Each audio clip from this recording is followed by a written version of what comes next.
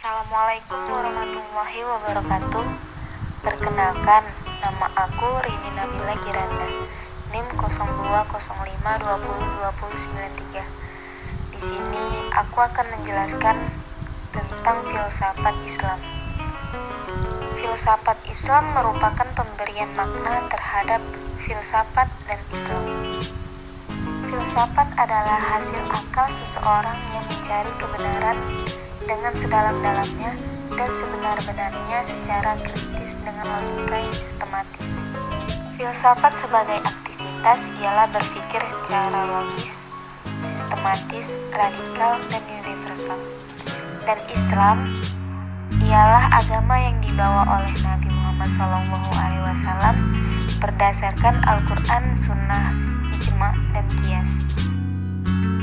Jadi bisa disimpulkan, filsafat Islam merupakan hasil pemikiran yang rasional dari para filsuf tentang ketuhanan, kenabian, kemanusiaan, dan alam yang berdasarkan ajaran Islam. Kemudian ada beberapa tokoh filsafat Islam yang saya ambil. Yang pertama Al-Farabi, yang kedua Ibnu Sina, yang ketiga Ikhwan Al-Shafah. Yang pertama ada Al-Farabi. Nama lengkapnya adalah Abu Nasir Muhammad Ibnu Tan Ibnu Al-Zalah. Dilahirkan di Wasij yang sekarang dikenal dengan kota Atrar atau Transioxiana. Al-Farabi dikenal sebagai filsuf Islam terbesar. Di bidang filsafat, beliau melahap habis karya-karya Aristoteles, dan berkat keseriusannya mendalami karya-karya Aristoteles, ia pun dijuluki sebagai guru kedua.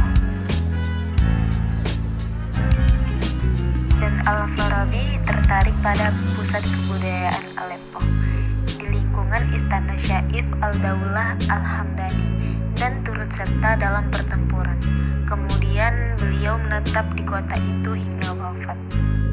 Adapun beberapa karya-karya Al-Farabi diantaranya yang pertama Syuruh Risalah Zainun Al-Kabir Al-Yunani, yang kedua Al-Ta'liqat, yang ketiga Kitab Tahsil Al-Sa'adah, yang keempat Risalah Fima Yajibu Ma'rifat Qabla Ta'alumi Al-Falsafah, yang kelima Risalah Fi Itsbat Al-Mufarraqah, yang keenam Uyun Al-Masail, dan lainnya. Kemudian ada pemikiran Al-Farabi. Yang pertama mengenai metafisika. Dalam pembuktiannya adanya Tuhan, Al-Farabi mengemukakan dalil wajib al-wujud dan mukmin al-wujud.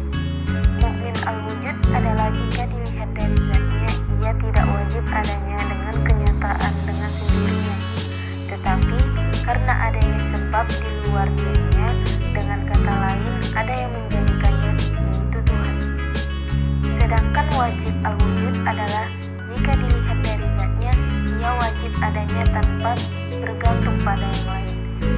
Dia adalah yang Maha Esa, yaitu Tuhan. Pemikiran yang kedua ada jiwa dan moral. Tentang jiwa, Al-Farabi dipengaruhi oleh jiwa bersifat rohani, bukan materi, terwujud setelah adanya badan, dan jiwa tidak berpindah-pindah dari satu badan yang lain. Dan ajaran moral tentang bagaimana manusia harus hidup dan bertindak agar ia menjadi manusia yang baik, dan berbagai orang dalam kedudukan yang berwenang seperti orang tua, guru, dan agama. Selanjutnya, tokoh yang kedua ada Ibnu Sina.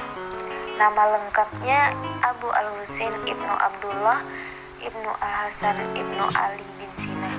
Dilahirkan di desa Afishanah dekat Bukhara, Transoxiana atau Persia Utara. Ibnu Sina terkenal dalam dua bidang ilmu, yaitu filsafat dan kedokteran. Ibnu Sina menjadi guru filsafat dan dokter di Isfahan dan meninggal di Hamzan pada tahun 428 Hijriah. Selanjutnya ada karya-karya Ibnu Sina, diantaranya yang pertama ada Al-Shifa yang artinya penyembuh, yang kedua Al-Najah artinya penyelamat, yang ketiga Al-Isyarah wa Tanbihiyah artinya isyarat peringatan, yang keempat Al-Funun fi Al-Tib Kalimah al-Hikmah al-Arutiyah.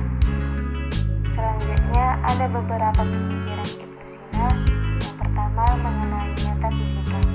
Ibnu Sina mengatakan dalam bukunya Al-Isyarah, titik dan pandang argumen orang terhadap wujud yang pertama, keesaannya, kemahaagungnya, tidak berkehendak pada suatu yang lain selain ciptaannya atas makhluk itu sendiri, tanpa pandangan betapapun ciptaannya dan bentuknya. Memandang persoalan Tuhan suci daripada cipta adanya makhluk sebagai suatu keharusan. Pemikiran yang kedua ada jiwa. Ibnu Sina membagi daya-daya pada jiwa ada 3, yaitu yang pertama daya jiwa nabati atau tumbuh-tumbuhan, yang kedua daya jiwa hewani, yang ketiga daya jiwa insani. Hubungan antara jiwa dan raga demikian erat sehingga hal ini bisa pula mempengaruhi akal. Dan tokoh yang ketiga ada Ikhwan al-Syafa. Ikhwan al-Syafa atau persaudaraan suci merupakan sekelompok pemikir Islam yang berwatak secara rahasia dari sekte Syiah Ismailiyah yang lahir pada abad ke-4 Hijriah atau 10 Masehi di Basrah. Dan pelopor kegiatan ini yang terkenal adalah Ahmad ibnu Abdullah Abu Sulaiman Muhammad ibnu Nasir al-Busti yang dikenal dengan Al-Muqaddasi, Zaid bin Rifa'ah, Abu al-Hasan Ali ibnu Harun al-Zanjani. Adapun beberapa karya-karya Ikhwan al-Syafa, diantaranya ada 14 risalah tentang matematika, 17 risalah tentang fisika dan ilmu alam, 10 risalah tentang ilmu jiwa, dan 11 risalah tentang ilmu-ilmu ketuhanan. Kemudian ada beberapa pemikiran Ikhwan al-Syafa. Yang pertama mengenai metafisika. Ikhwan al-Syafa melandasi pemikirannya kepada angka-angka atau bilangan. Menurut mereka, ilmu bilangan adalah lidah yang mempercakapkan tentang tauhid, al-tanzih, dan meniadakan sifat dan tasbih. Pengetahuan tentang angka membawa kepada pengetahuan tentang keesaan Allah, karena apabila angka satu rusak, maka rusaklah semuanya. Kemudian pemikiran yang kedua ada bilangan atau angka-angka. Bagi Ikhwan al-Syafa, angka-angka itu memiliki arti spekulatif yang dapat dijadikan dalil wujud sesuatu.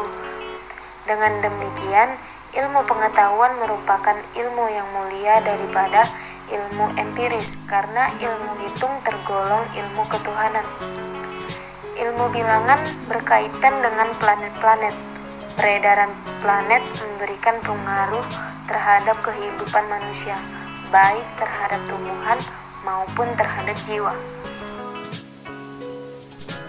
Demikian video pembahasan dari saya mengenai filsafat Islam. Semoga mudah dipahami dan membantu. Terima kasih sudah menonton. Wassalamualaikum warahmatullahi wabarakatuh.